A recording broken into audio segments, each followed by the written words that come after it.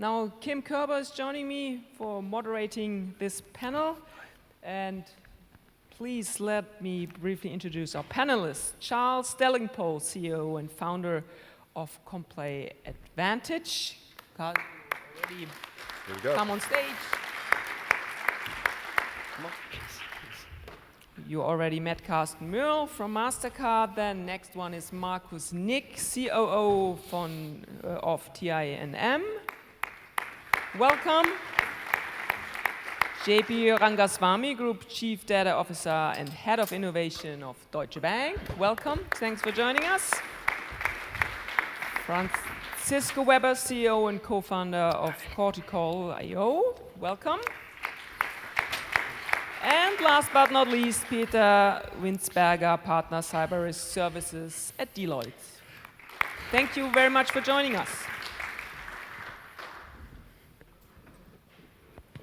So, before we start our discussion, let us know what your business models are and how are you connected in those various ways of artificial intelligence or artificial intelligence and fraud detection. Charles. Hi everyone, my name's Charlie. I started 4 years ago a company called Pragmatic Approach, and we're using machine learning and AI to try and hunt down terrorists, money launderers, people who are circumventing Venezuelan sanctions or Cuban sanctions or North Korean sanctions. We're currently about 90 people, growing very quickly. And we're hiring lots of ML people to try and better assess and analyze the risk of terrorist financing. Before we go on, I just would like to prepare you for some questions we have for you too. Maybe you check if you have the app, the Vova app. So we have some questions later on. We had this before noon as well. You probably have them still on. If you joined us newly, please download the app, so we'll have that later. And I just would like to inform you that later on we will open the floor for a few questions. Sure. So prepare yourself for that too. We have 4, 5, 10 minutes maybe later on if you have questions connecting to our topic. Carsten, we had you already with the presented Mastercard. Presented, perfect. More than 90 job done. Yeah. My name is Markus Nigg, and I'm from ti&m. We are about 300 employees in Frankfurt here and in Zurich, Switzerland. And our business model is B2B, so we help the banks to digitalize very fast and quick.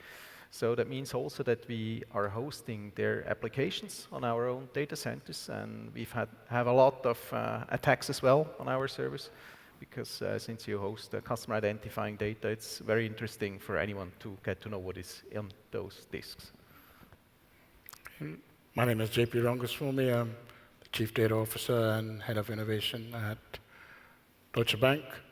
Obviously, that means there is a large quantum of data that we look at with a view to doing 3 sets of things: helping protect the bank from a cybersecurity viewpoint, making sure that we can support the functions in anti-money laundering and anti-financial crime, and also helping our own clients look at their own data more effectively. So all those functions come together in services which we provide to the rest of the bank.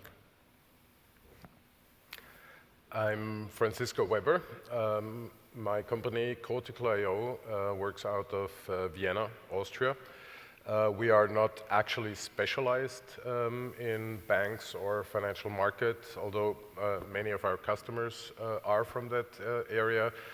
We concentrate on making text understandable, which is a very fundamental functionality we need in business in general, and specifically in businesses where products are basically formulated using text and where communication with customers are based on text. In the financial sector, we focus on topics like understanding contracts, extracting business information from contracts in a fully automated way, but we're also involved, of course, in all sorts of compliance monitoring aspects, like monitoring email and chat conversations, for example, where sort of the standard way of looking for keywords doesn't actually help. So we try to enable our users in making sense of text in a very generic fashion. Well then, my name is Peter Wirnsperger. I'm a partner here in Germany for cyber risk. We help to orchestrate the security of our customers. Our customers, which are usually the ones that already know that they have to do something, which are on the light side of the street. And by orchestrating security, we mean going far beyond what is only compliance. Compliance is, I would say, the minimum barrier. What I hear here, what we are doing is already the art of getting real security into business processes and also into the customer side. Perfect. Thank you very much so far for you all.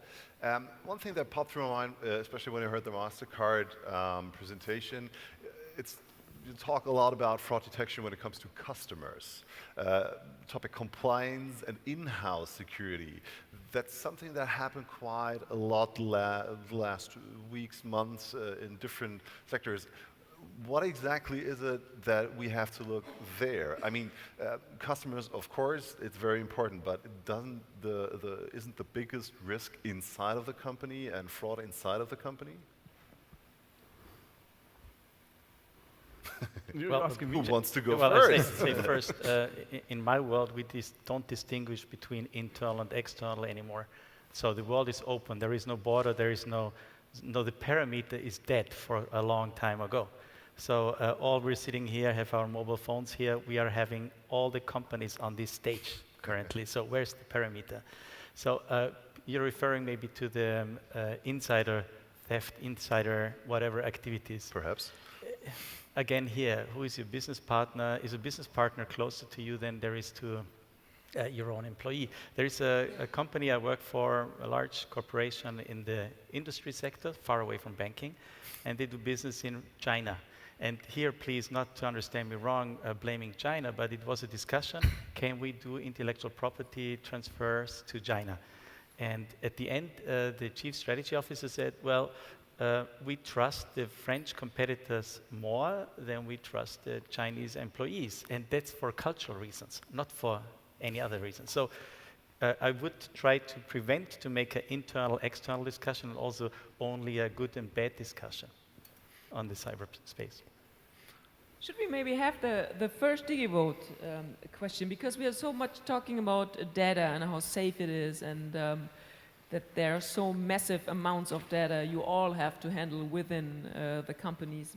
It's time for the first question, and the first question is pretty simple. Are our data safe? And first one, A would be, or one would be, are you kidding? Number two would be yes. And number three would be up to a certain extent. So, up to a certain extent. And nobody says yes so far. How's that? Oh, there's a lot of business for you to do. I would be interested in knowing what exactly you mean by safe. It's interesting that we have to define the word safe. So what is safe data? If you would ask, is the data safe in the data center from Mastercard, I would definitely say yes. Yeah, I mean, this. Now, what does safe mean anyway? Well, what in your world is safe data, and what we as a customer can expect when we talk about safe data? To me, it has to do with do I actually control data about me? That would sort of make me feel safe, at least, to some degree. So I've usually not the problem that people might use data about me, but am I in the position to influence the usage of data about me, myself? Because we mostly face statistics when it comes to data. And as we know, statistics is just a model, it's just a simplified way of looking at the world.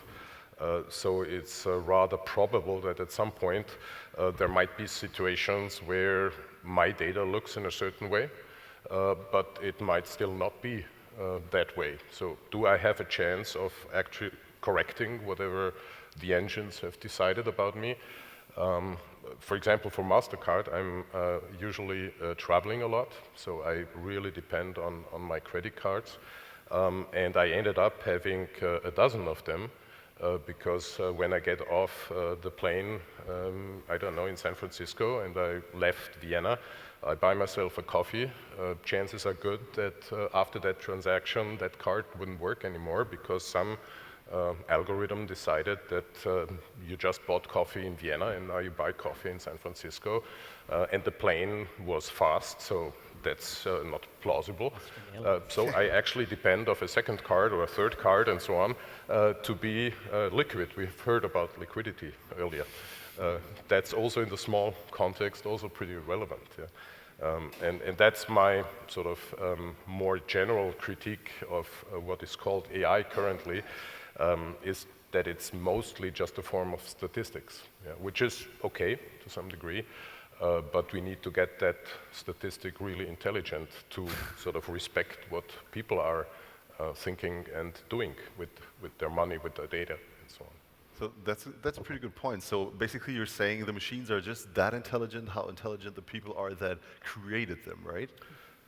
Well, not so much the machines. I mean, it's the models. It's about the models. And I don't know it so well in the banking sector, but the whole insurance business, for example, since, I don't know, a couple of 100 years, is just about modeling risk. And it depended on actual individuals making useful models. And if they make useful models, then the insurance company actually makes money. Yeah, okay. And nowadays, those models became so complex that we actually need other models to generate those first models.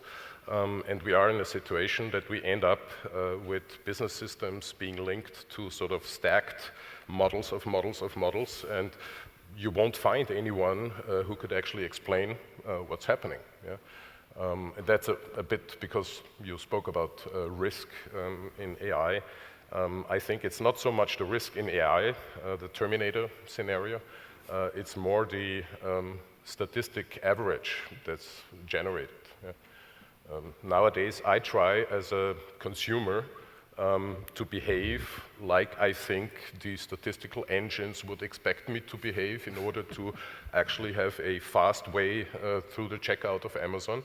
And then the models that they use in Amazon get the confirmation that they actually are well done. In reality, it's about my intelligence and not about the intelligence of the system. Yeah. JP, it looks like you would like to comment on that. Well, I was just thinking about the question on safe. Right? I think there are two sides to it. One is the data subject, the person, the people voting, giving an answer. And for me, safe is where I know who's got data about me. I know for what purpose they have it. I know how to change it if it's wrong. I know how to be told, or what my rights are to be told if it's been breached in some form. And I understand the purpose for which it's done. If all that is true, then I feel safe. A number of those statements about safety place responsibilities on people who process that data and who retain that data, because to make those things happen isn't a magic wand. So you must know where you hold your data, what data you hold, of whom you hold that data, right? Where you got informed consent to that data, what purpose you declared for that data and how it's used. And each one of these may sound like PowerPoint bullet points, but actually there is work involved, there is investment involved, and the ability to be safe requires those things to be done transparently. And where we have that, it is safe. Okay?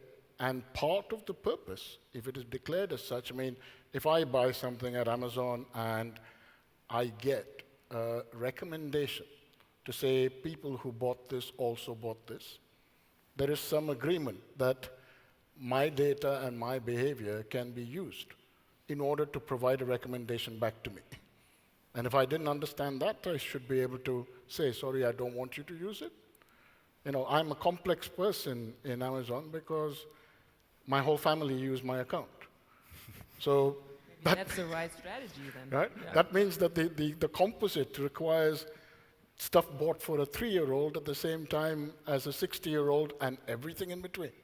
So basically, it's a lot of soft factors combined together. Is it something like, is my data safe? Something like, is the world perfect in terms of there can't be a state of total safety because it's absolutely individually like determined what is safe. On the other hand, there are so many factors or so many external factors that could like mess with a state of safety. But I mean, but you raise an important point because historically, pre-GDPR, the onus of responsibility was on the person to understand all the terms of service, right? If you have the time in your life to read 3 million pages of it or whatever, Facebook, right?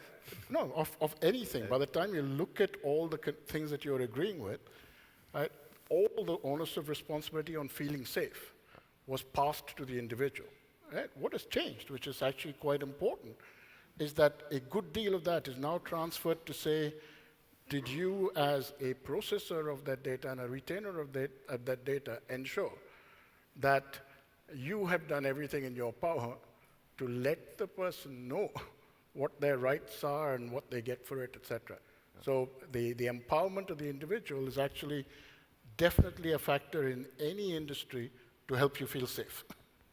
Charlie, you wanted to add something? Yeah, so for me, I think the entire focus of the conversation is like the most myopic, selfish, pointless waste of time possible. in that basically... Say what you mean, Charlie. I mean, like be direct. So I think the entire focus on like the personal data misses the point that in fact, who cares whose tweets are stolen? Who cares whose Facebook links are kind of taken?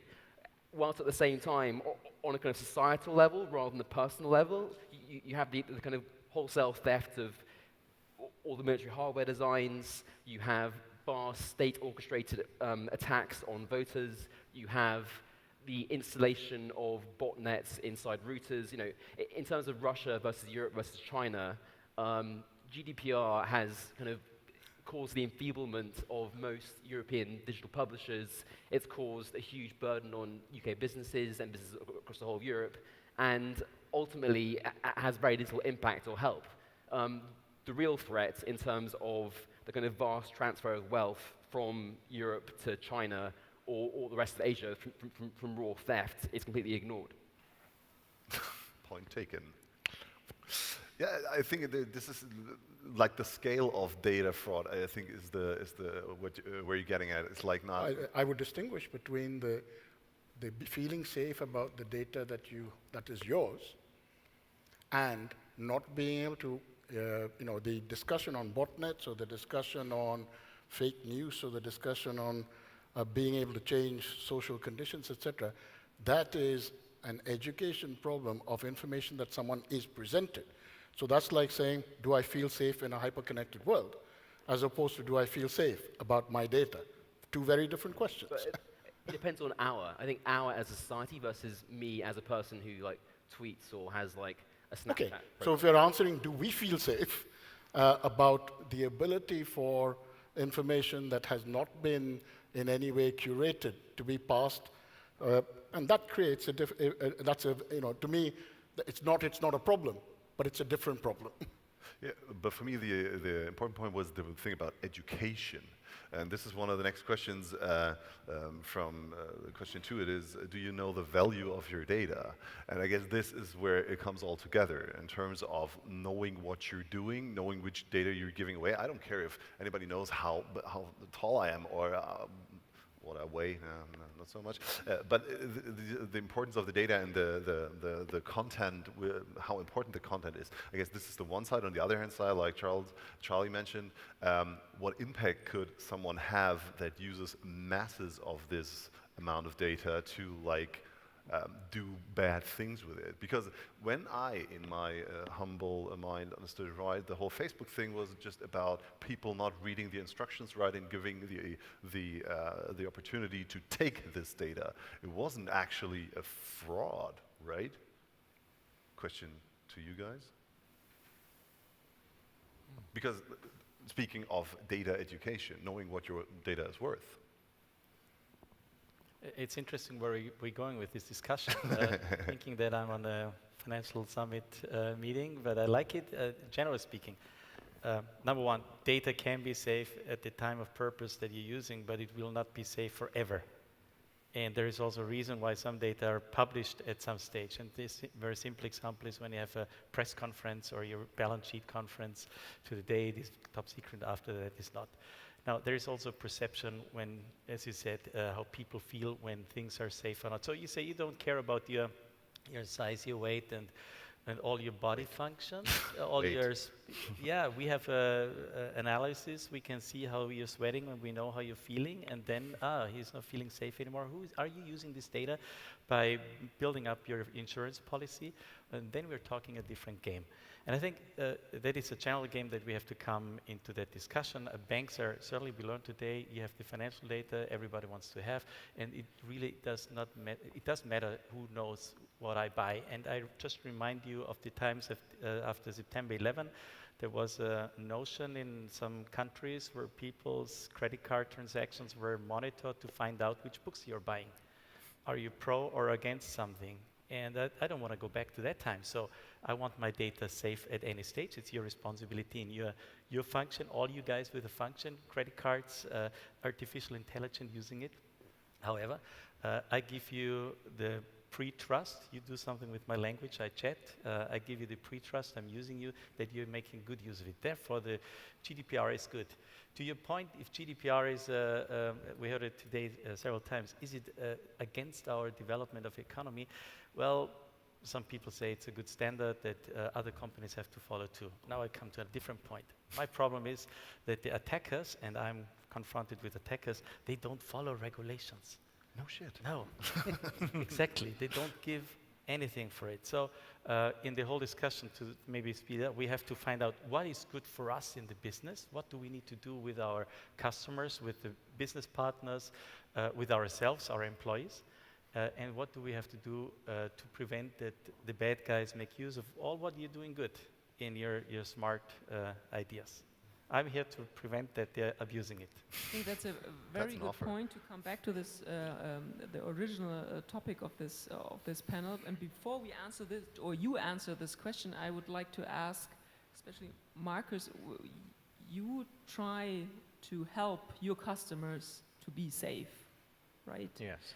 So at what stage are we in the businesses you have contact to, and who are your clients? Are they like totally lost in this data business? Are they, or do they have their own ideas already and try to implement it and now need help? So at what part of progress are we, or the clients you have anyway? And that would be a question for Peter clients just as well. So to which sort of clients do you talk?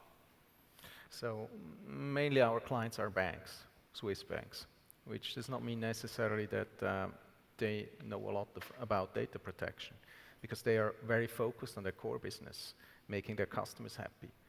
And I think that's quite a big problem in general, not only in my customers, also in other industries, that at these times, which are very, very innovative, where you have to move fast, you invest a lot of money into making your customers happy, but not necessarily in the protection of the data or in the protection of your knowledge or whatever.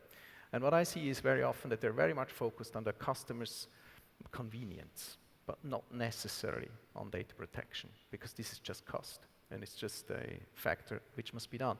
So it is a big challenge to tell them how much they have to spend additionally to somehow be on let's say, on the edge of data protection or system protection.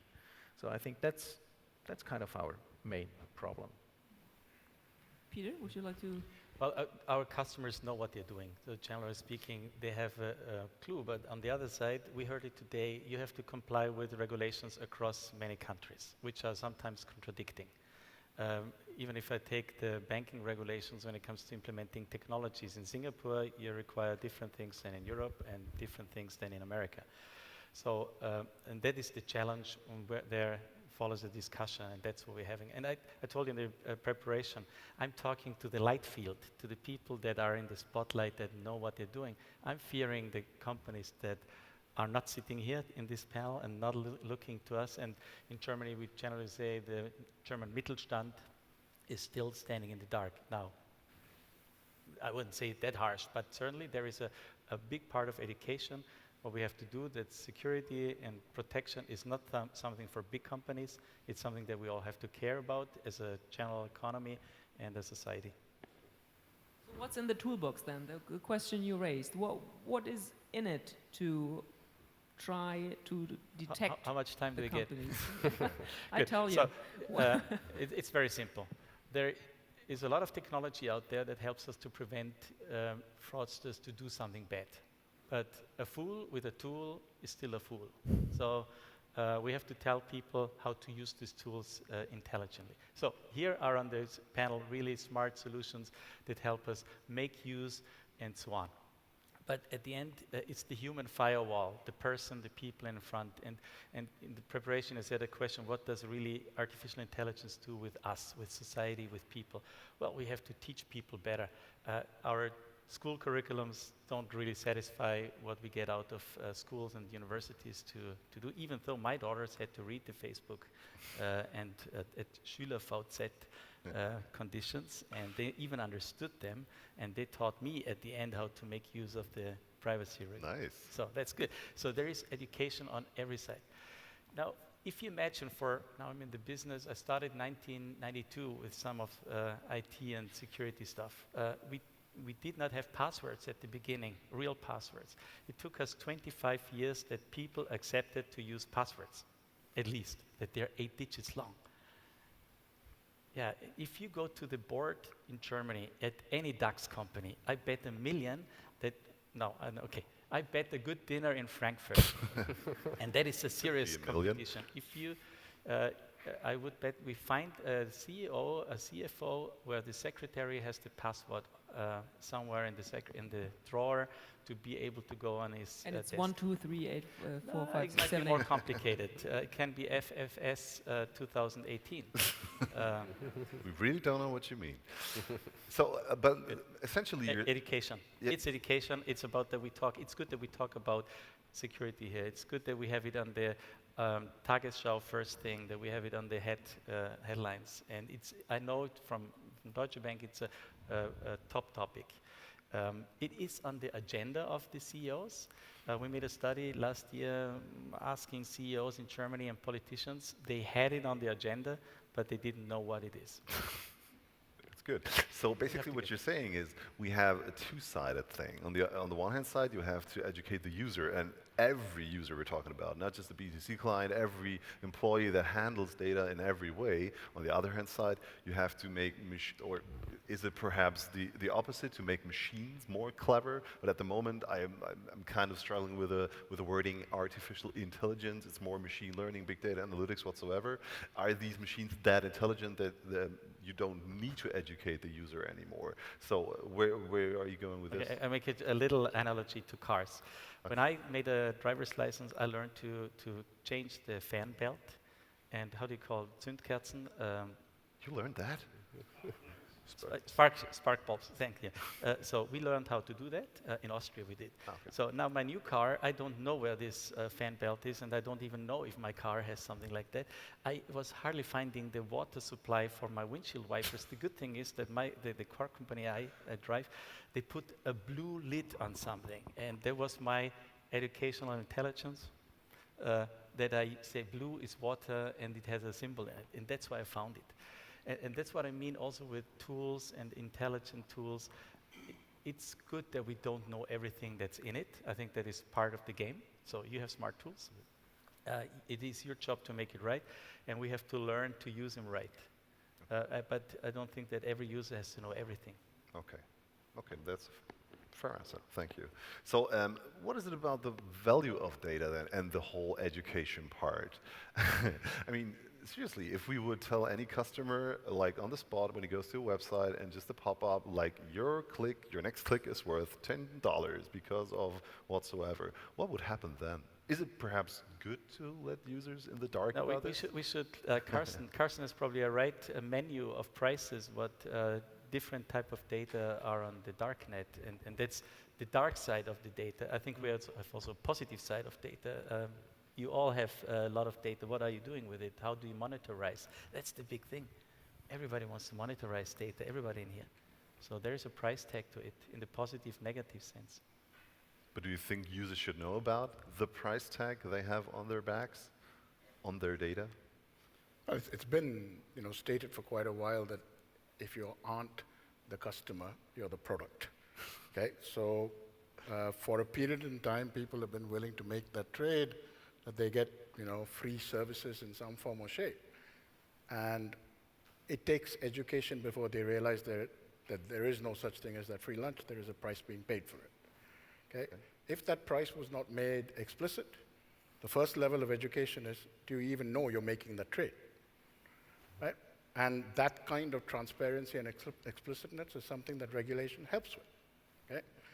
The second element of that is, if you don't know, they say that for anything to be valued, it must be measured. Okay? You must have something that looks like a count and inventory and approach. So what is this data used for, who uses it, is part of saying, it's like suppose they gave a war and nobody came, or gave a party and nobody came. So liquidity of that asset within a market is what helps determine what that price is going to be. Okay? So to be able to get to value and understanding of why and how that data is to be used. As you said earlier, I don't care who has my height. Okay? So you make an assertion to say, even if someone else can claim value from my height, I have no interest in asserting personal ownership of that statistic. It's not valuable to me. Okay? But that kind of statement is again an educational element to say, if you haven't learned as an individual to impute value to the data, then it is less likely that you're going to take steps to protect that data, and we need, all of us, to be involved in this. This is a collective issue, right? And it is part of the importance is if you don't know how to have the value, then you don't know when to share and when not to share, how to make an intelligent decision in the provision of consent. And that ability, go back to Charlie's interjection, I have grandchildren and I want those grandchildren to have a good life. The kind of issues that we face as society globally, many of these things, there is the risk of public good and private harm if it's not correctly asserted as to how to join medical data together, how to get information about healthcare, nutrition, climate change, energy use. In all these things, there is a sense of an invasion of privacy at the same time as extreme possibilities of value for society. And that trade does not happen unless we start with saying, I have agency to do with my data. I have some learning about how to impute value to parts of that data. And that agency allows me to make choices. Will those choices be perfect? No, because it's a process, okay? And we are only partway down the journey. But with any technology in this sort of connected world, I still want to maintain a route to say that while bad actors can do something about data, an empowered society can push back, but it requires these three things of agency, of the educational aspect, and the empowerment to do something. Shall we ask the audience about the value of data? Question number 2. Do you know the value of your data? I have no idea. Not really. It is difficult to measure. Please participate. Either way, it's a difficult question. Oh, no, it's working. I just thought it was like the microphone's not working. Difficult to measure. Not really. It's 0 votes yet. I would actually propose a pragmatic approach here. I think it can be fairly easy in finding this. It's basically the data I represent is worth my revenue, fundamentally. Yeah? Because there are so many statistical systems that try to get me spend my money there and there. So in the end, the data about me is worth my revenue. The data of society is worth the money that society actually spends.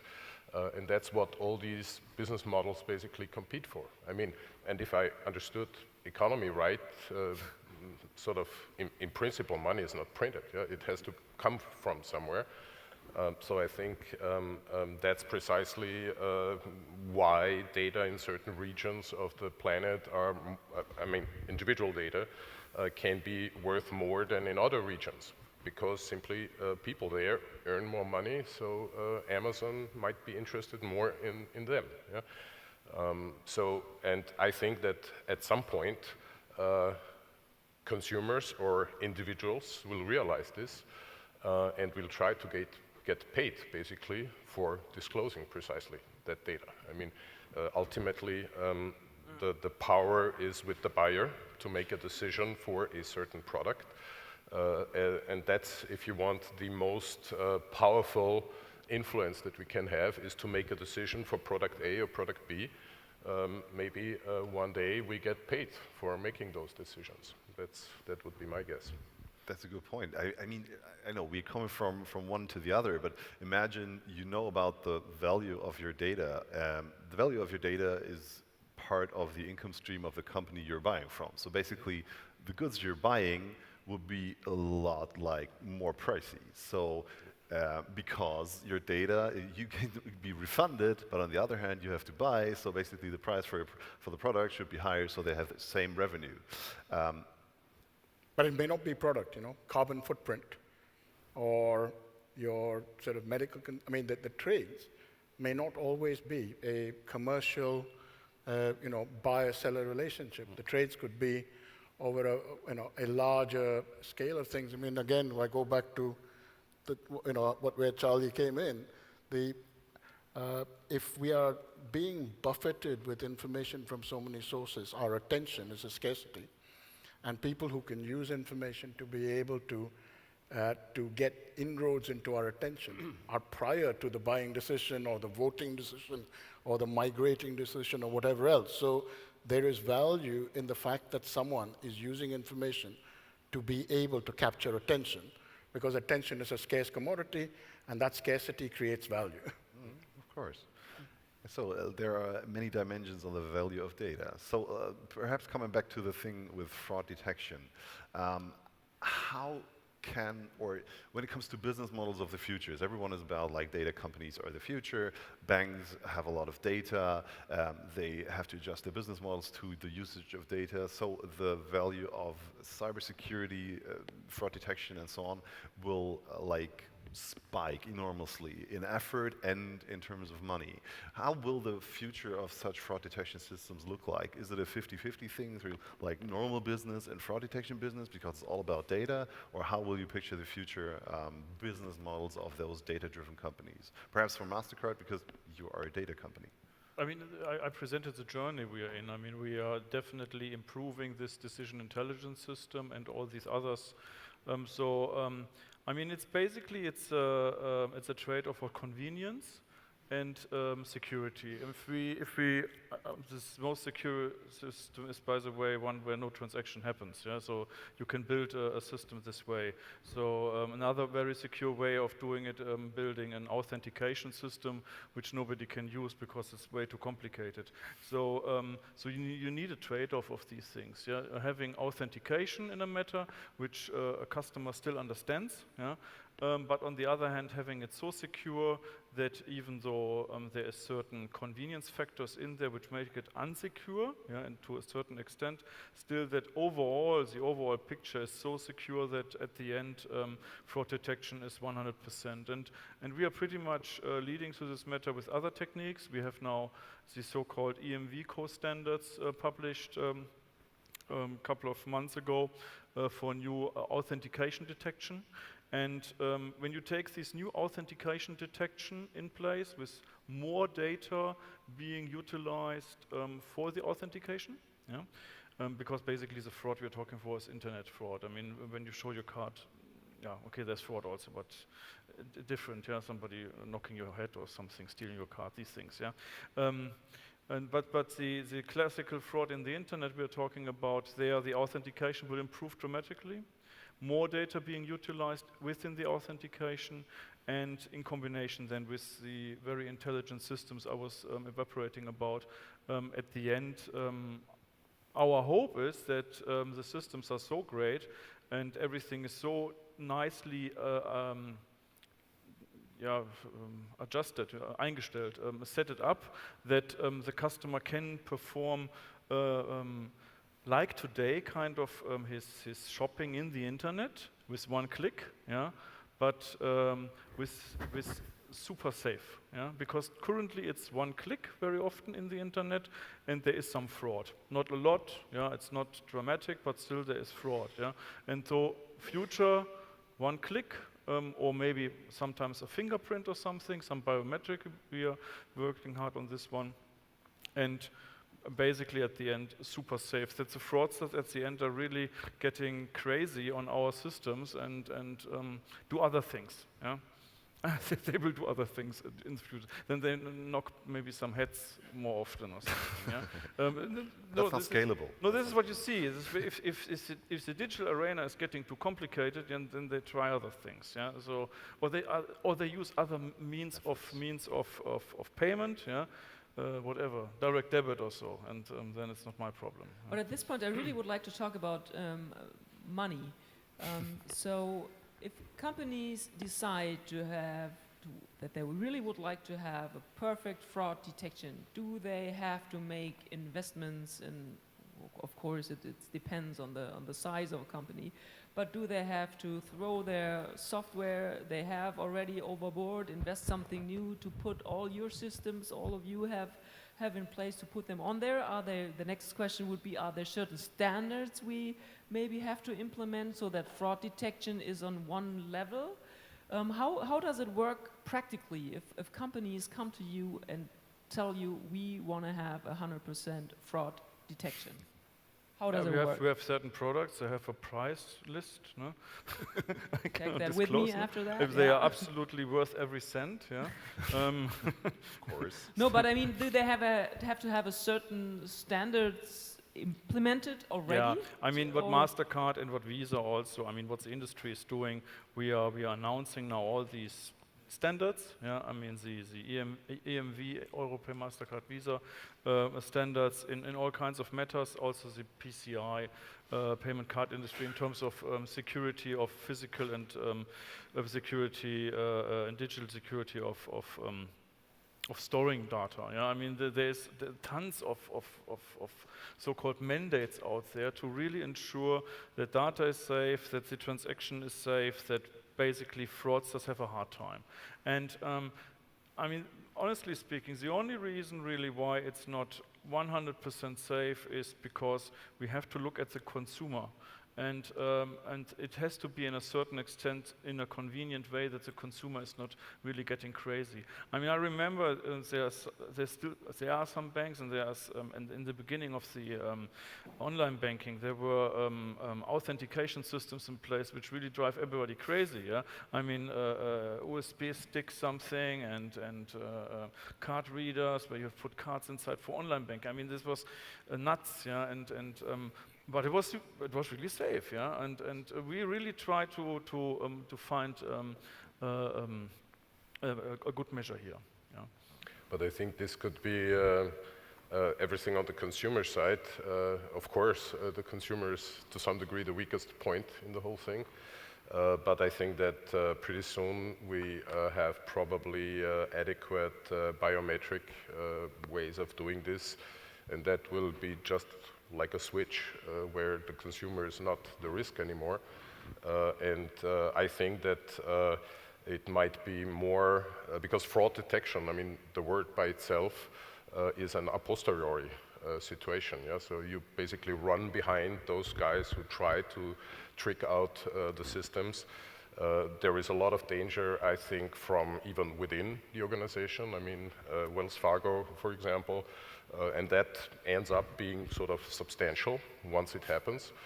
And to be behind that situation is always bad. So I think that if we want to speak of intelligence, it would rather be prevent those cases by figuring out that a given sort of transactional system offers certain vulnerabilities for certain things. Which we have already implemented. I mean, for example, there was a very big scam a couple of years ago.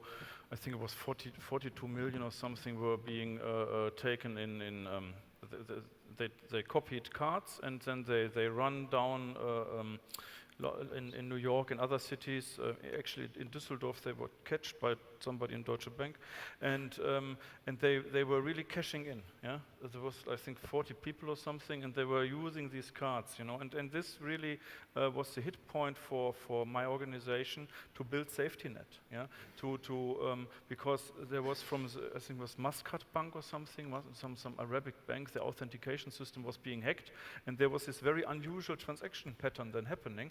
And we said, okay, I mean, this was something which we should have detected. Yeah, so we built safety net about it that these things don't happen anymore. Yeah, and this is basically in the before fraud is getting super high. We already now detect, let's say, with the first 50 transactions, and then we see, wait a second, this authentication system, this authorization system from this bank must be hacked because this is super unusual, we shut it down. Yeah? So there will still be damage, yeah, but the damage will be then maybe 100,000 instead of 42 million. Yeah? Yeah. But there is still a problem. I mean, if you now move from well-designed statistical sort of patterns that you had experts at the time who probably crafted them, who were intelligent, by the way.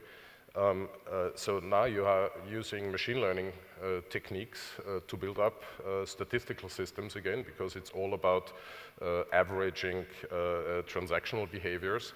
I think that the people who might now use botnets for some reasons, they might one day switch and use those bots to run machine learning too.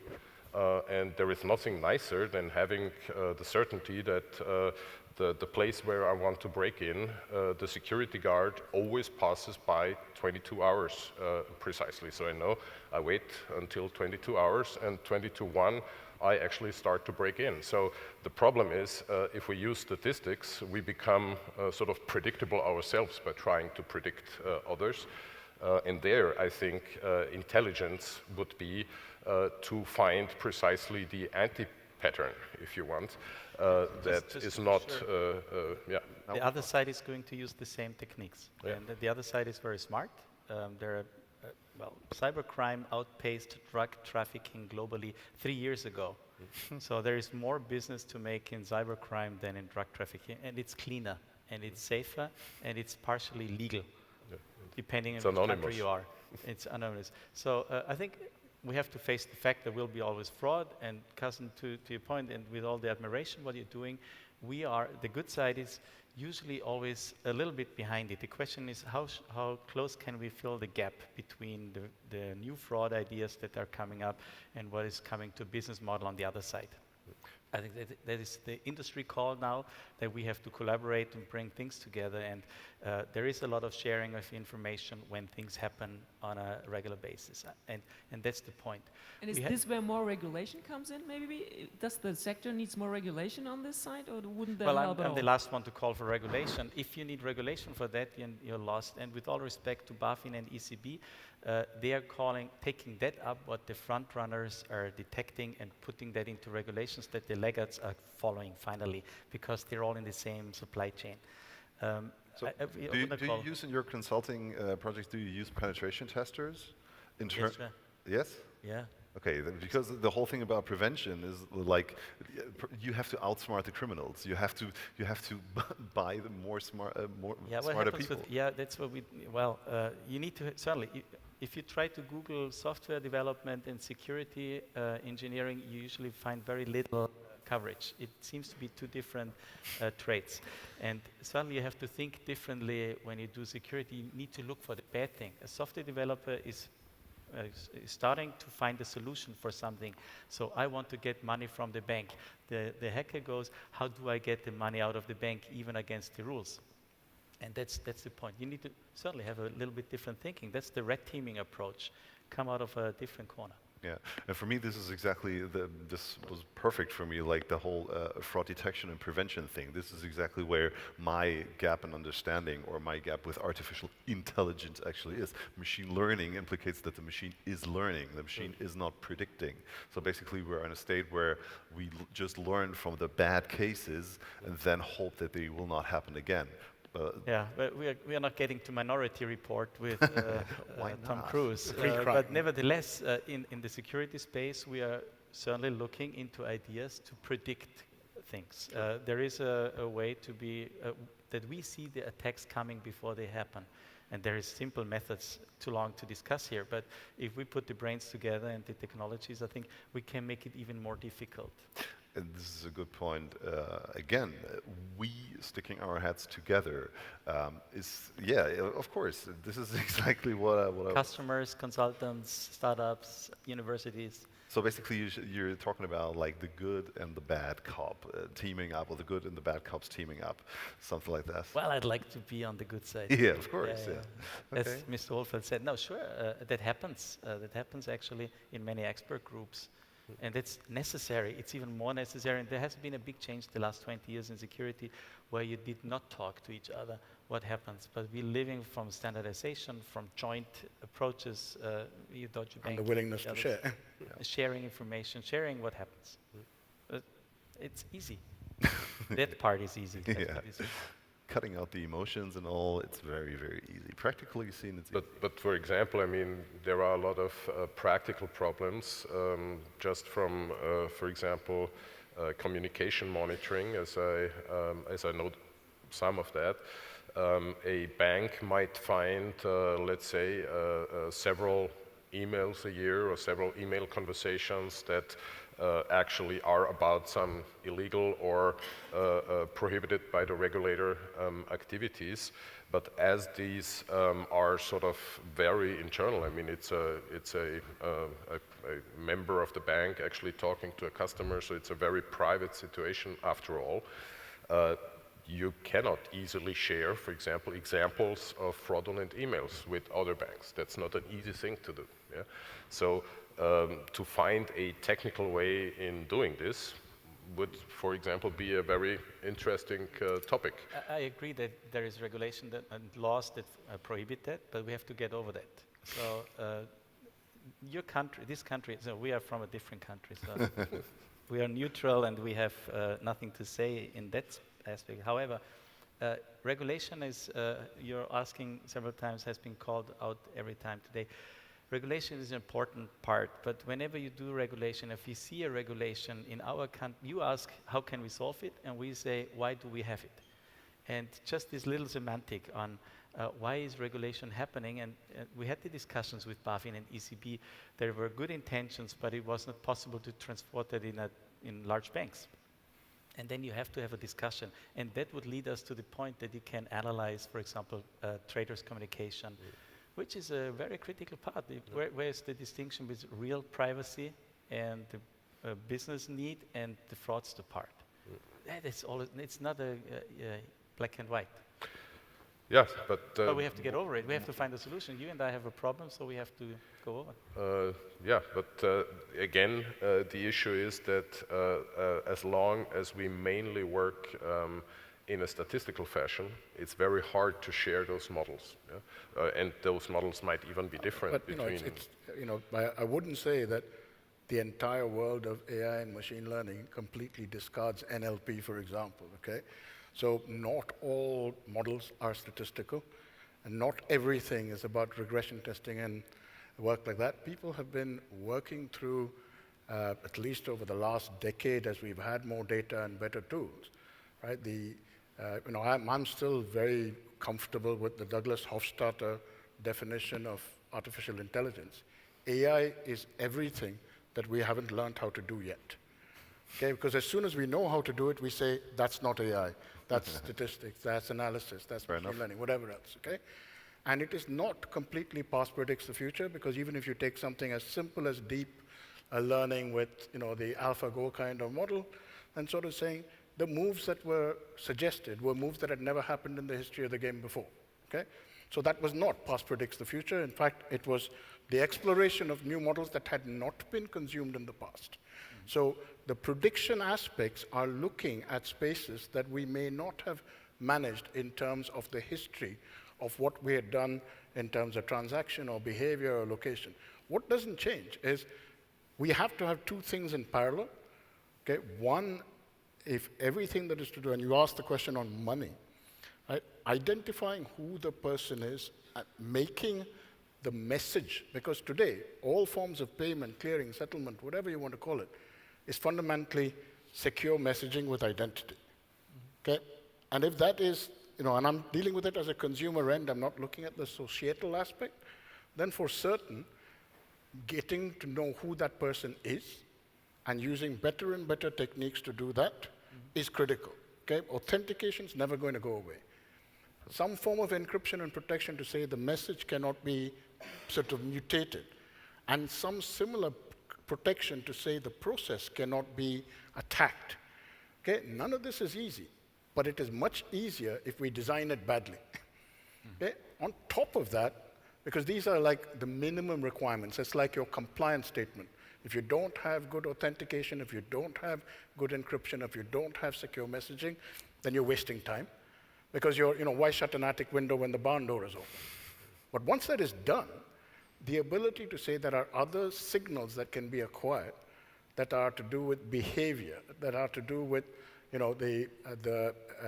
effectively the unstructured transaction side, the communication side, location signals, time signals, other things that we may not have been able to see in the past, but making the join of those data sets will be a trade about privacy, and those choices require regulation at least to involve the protection of the individual. Because otherwise, 1984 is not far away. True. I mean, my argument here is you're perfectly right as long as we speak of numerical data. So there is this continuous progress, this continuous improvement. But I can assure you I'm in the business of natural language for some 25 years now. There hasn't been much of a change in the last 25 years. You don't think it's improving? I know that it is not improving. Fact is that our customers today, they don't come to us and ask us for, I don't know, some super complex language solution. They ask us for things like, I would want to know which of my 100,000 emails every day is from a customer who complains about something. That's it. Yeah. Simple case. No company on the planet is able to provide a tool, a solution that actually solves this. Yeah? I mean, we hear but Facebook, they have enormous troubles. I mean, Mr. Zuckerberg has to face senators and people all over.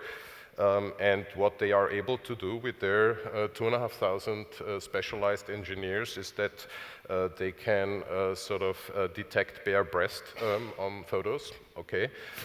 And then the rest of the statement is basically that they say how complicated language is, and they cannot yet actually find hate speech. Yeah?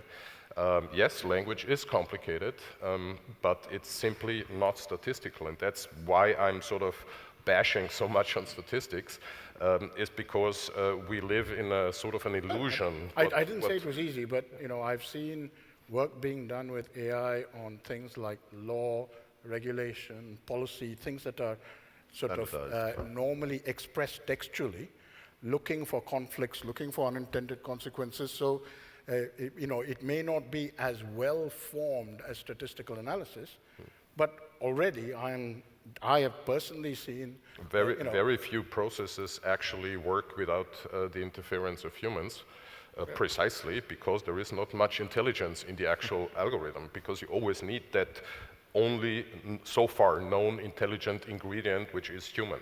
And I think that we will only be able to scale to the speed that we see in all the rest of the machine learning environment, this big blind spot that we have, that we actually don't know what is buried in all this text in reality. Yeah? unless we actually hire hundreds of attorneys who chew through hundreds of thousands of credit agreements to figure out if the latest regulation was actually properly applied to that.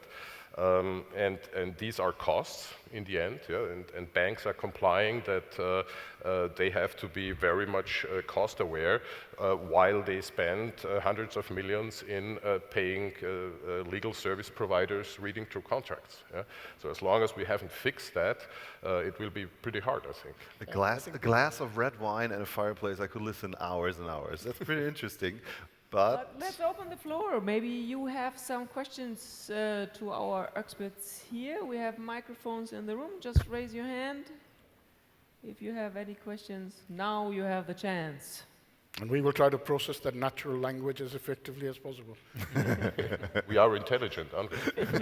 Anybody That's have not any artificial. questions here? First row? First row, sorry.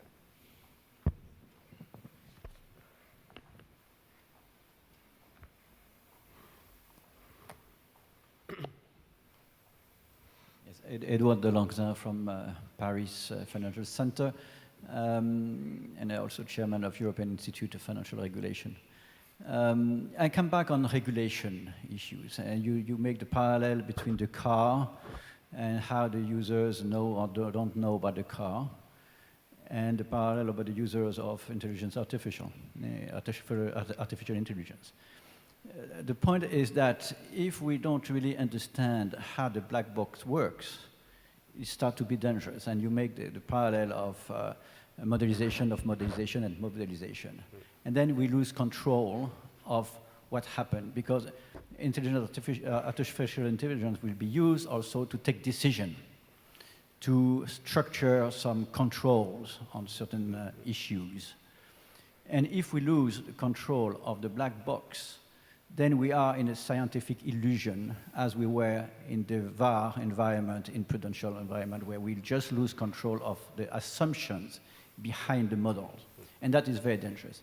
Then we come back to the question of who can control. And in the car, there is some control process. And you know that, especially in Germany. It works or it doesn't work. But there is some control process. Then in the financial industry, probably we need to have a kind of labelization. Somebody should understand and be sure that we can understand in time, in long term, not just the way, the time when you buy this new software, but how you manage it in a long period of time. Then I think there is some arbitrage, and probably we have to go back to the regulator to see how you understand that, and maybe you need some kind of labelization. I don't know if that's politically correct, but I think it's important. Charlie, would you agree on that? Yeah, so the question is the absence of explainability in black box AI models, right? That's like the most standard kind of question most people have is, oh, it's non-transparent, I have no idea how it works, right? So the way to respond to that normally is you say, hey, if looking at cancer, the black box can detect 99% of cancer, whereas the doctor can detect 10% less than that, and therefore you have a huge change in death rates, and therefore, even though it's a black box, who cares, right? So just because you don't understand how it works doesn't mean it's not far better, right? Similarly, you can argue human brains or organizations are black boxes, right? You don't really understand how the different layers of the brain work. You don't understand why it's racist. You don't understand why it's biased. But that doesn't mean you stop using brains, right? Similarly, you can't understand why Deutsche Bank or why Commerzbank makes a certain choice that it makes, but it doesn't mean you stop using Commerzbank or Deutsche Bank, right? So I think whilst that's the kind of natural gut reaction, I don't think it's entirely valid criticism. I'm partly with you, even though it's I understand your point, and I wish the systems would be more transparent to be more compliant with regulation. Because I mean, if you look at the law, basically you have to look if everything is fine, and if you cannot see it because it's a black box, how can you give an audit on it? I mean, it's kind of impossible. Yeah? Therefore, I mean, maybe the law must be changed for this kind of technique, but I don't really think this is a good way forward. What we see very often is that even banks tend to be kind of scared. Yeah, about the black box themselves. Yeah? So what I see as a normal reaction is that there is a combination of the artificial intelligence with rule-based systems. Yeah? So basically to have some of like a kind of like a safety net, yeah, in place, which means to take 100% of the possibilities of the artificial intelligence. Don't turn this wonder thing off, yeah, because some of these techniques are really working really great, yeah. So I think it would be really false to turn these things off because we cannot fulfill regulatory implications. But on the other hand, to maybe put safe rules in between, so that the regulator at the end can always say, even though if the black box is doing something, at the end I know there's these and these rules in place which take care that it's only to a certain extent doing these things. Yeah. I think there may be, you know, I mean, again, I'm sitting between you guys virtually and seeing where the conversation goes. Explainability is important where there is recourse when there is a contractual breach. Okay? With the cancer kind of example, there isn't a contractual breach. If I'm trying to say I had 1 chance in 100 of being saved and this opportunity gives us 9 chances in 100 or whatever, neither of those two statements, moving from 1 to 9, do I have a contractual relationship where I can say, what did you do to make that call? Okay? So anything that looks like explainability is involved in an environment where the concept of a contract is there, and then proof of why the contract either succeeded or failed needs to be there. So rather than throw the baby out with the bathwater in either direction, I think the application of moving towards even artificial general intelligence capability to solve problems that we could not solve, and therefore we had no expectation of being able to come out with an ability to say what was the expected outcome, what was the breach, why was the breach. But I also don't want the situation where somebody says, you know, as used to be the case when we started computerizing banks 40 odd years ago, you know, the computer says no. Okay? A complete sort of denuding of the discretion of the person and no explanation as to why. Right? That was a perfectly rule-based system where people were hiding to say the computer says no, and that should have been transparent. But in cases where we are able to apply learning in ways that we haven't, you know, in the same way as we don't know, you know, I don't want a surgeon to be operating on me and said, you know, I decided not to use the x-rays and I just went on a hunch to say you came in here for a heart op and I took your lung out. Okay? Very interesting, but I don't want to be part of that learning curve. So where there is something that looks like there is enough information and it is an execution of something that can be measured, then the application of intelligence is to be able to improve that, and transparency of the underlying model is valuable. Where we are learning and trying to discover things where the pattern is not yet known, it will also be true that no one will give you a contract.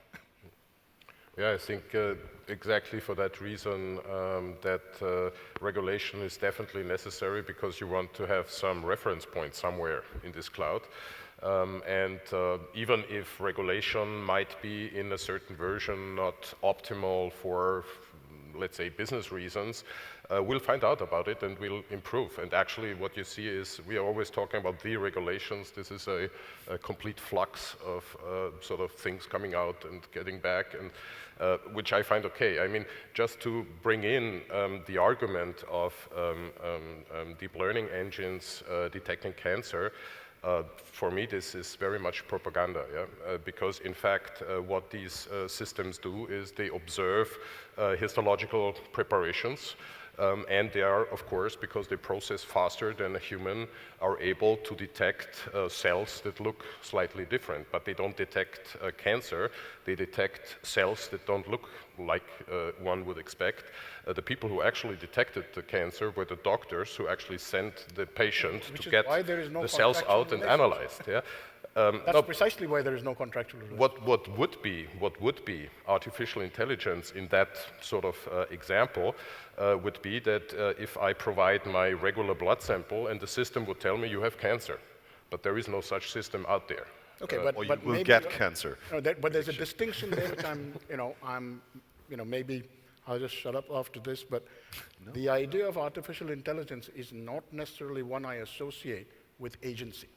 Okay? Agency is a human decision we make to say that as a result of that decision, I will empower the machine to then do something about it. The singularity has not yet happened, and until I see that machines are in charge of all of us, I still maintain humans have agency, that technology is something to help serve us. I want to see that continue. So if I've retained agency, then the issue of provability comes less through.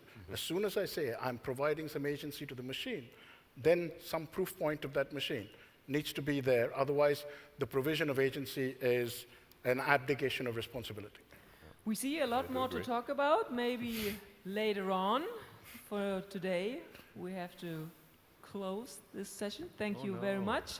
I think what I learned is it's still a mix between human and artificial intelligence, I would say. Thank you very much for joining us today. Thank you. Thank you.